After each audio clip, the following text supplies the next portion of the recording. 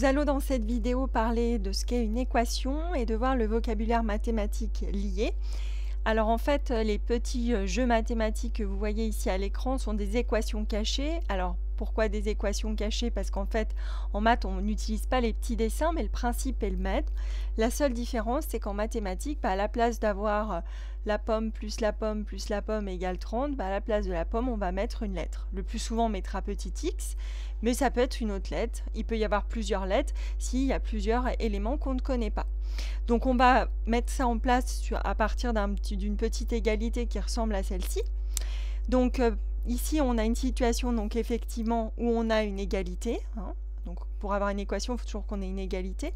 Et en fait on a une étoile verte plus la même étoile plus 2 qui est égale à cette étoile verte moins 14. Alors donc en fait ici, certes l'étoile verte intervient 4 fois, mais on dit qu'on a une seule inconnue puisque c'est à chaque fois la même étoile verte et donc il suffit pour mathématiser les choses de remplacer cette étoile verte par petit x. On remplace, j'ai substitué chaque étoile verte par la lettre petit x et donc j'obtiens ici ce qu'on appelle purement et simplement une équation mathématique, x plus x plus x plus 2 égale x moins 14.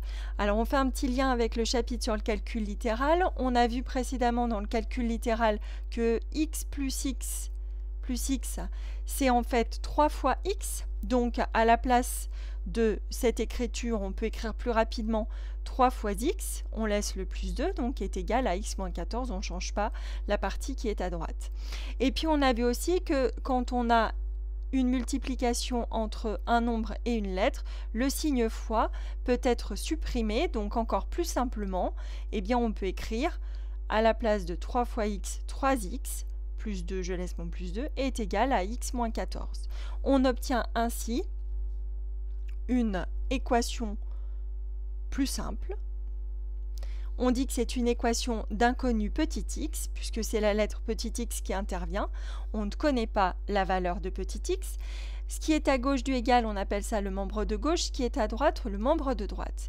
Et donc, la question qui va se poser à partir de cette égalité, c'est quand est-ce que cette égalité va être vérifiée. En fait, petit x va pouvoir être remplacé par des valeurs, et certaines valeurs sont spéciales, on les appelle des solutions. Et une solution, c'est justement une valeur de petit x pour laquelle l'égalité qui est ici sera vérifiée. Alors on va le traiter sur deux exemples juste après, pour voir comment est-ce qu'on fait pour savoir si 4 est solution de cette équation. Est-ce que moins 8 est solution de cette équation? Donc c'est ce qu'on fait tout de suite. Donc on retrouve notre équation juste d'avant. Je mets en évidence ici le membre de gauche et je mets en évidence le membre de droite. D'accord? Ça c'est le vocabulaire. Et donc la première question qu'on me pose, c'est est-ce que 4 est solution de l'équation? Donc solution de l'équation, on a dit c'est une valeur de petit x pour laquelle l'égalité est vraie. Donc, qu'est-ce qu'il va falloir faire dans un premier temps? Eh bien, dans un premier temps, il va falloir remplacer petit x par la valeur donnée dans chacun des membres séparément pour voir si on obtient bien l'égalité. Donc, on va prendre x qui est égal à 4, puisque c'est 4 ici qui m'est donné comme valeur. D'accord? Donc, on va prendre x égale 4. Et puis, on va prendre d'abord le premier membre. Donc, je prends mon premier membre. Le premier membre, c'est 3x plus 2.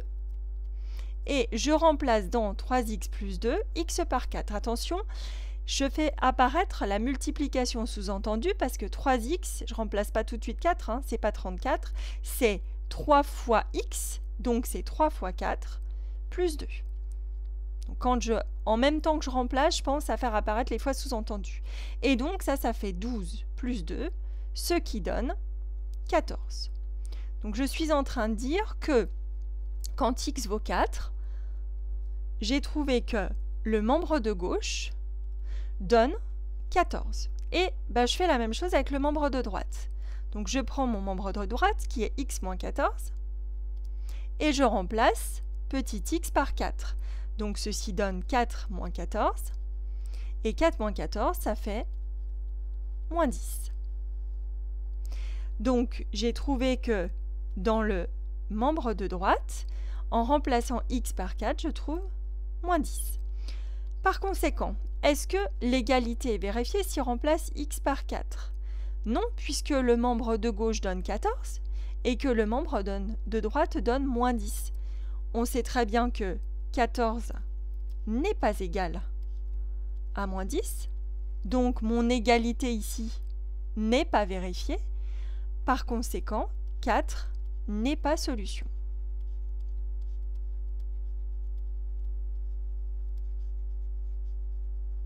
De l'équation. Je peux m'arrêter à n'est pas solution.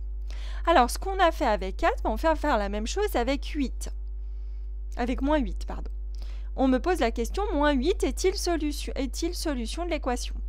Et bien, comme tout à l'heure, on va prendre cette fois-ci x qui vaut moins 8 et on va remplacer dans le membre de gauche x par moins 8 et je ferai après pareil dans le membre de droite.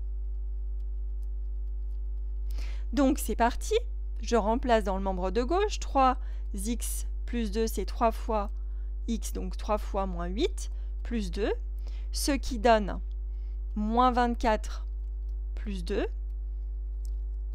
Et quand on effectue ce calcul, cela fait moins 22.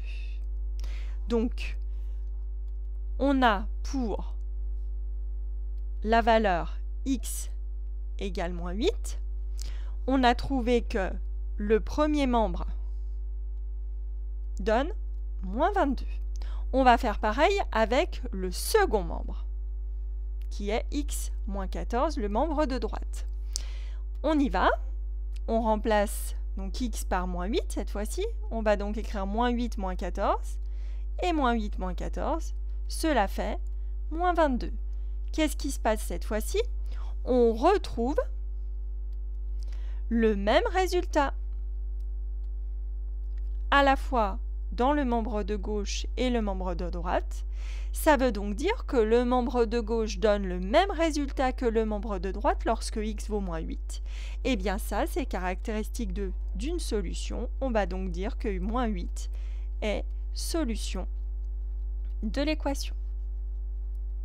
Alors on ne dit pas la solution, on peut le dire, parce qu'en fait, en réalité, on verra cette année que principalement les équations qu'on étudiera auront aucune ou toute solution. Mais là, on n'est pas obligé de mettre un article, on peut dire directement solution parce que parfois il peut y en avoir plusieurs. Donc ceci termine cette première vidéo. Ce qu'il faut retenir donc pour savoir si un élément est solution ou non de l'équation, l'élément, la valeur qu'on me donne, on prend cette valeur et remplace x par cette valeur dans le membre de gauche puis dans le membre de droite. Lorsque les deux valeurs sont différentes, à la fin, on a que le nombre de départ n'est pas solution. Lorsque, en remplaçant dans le membre de gauche et dans le membre de droite, on obtient les mêmes valeurs, le x de départ est solution. Merci.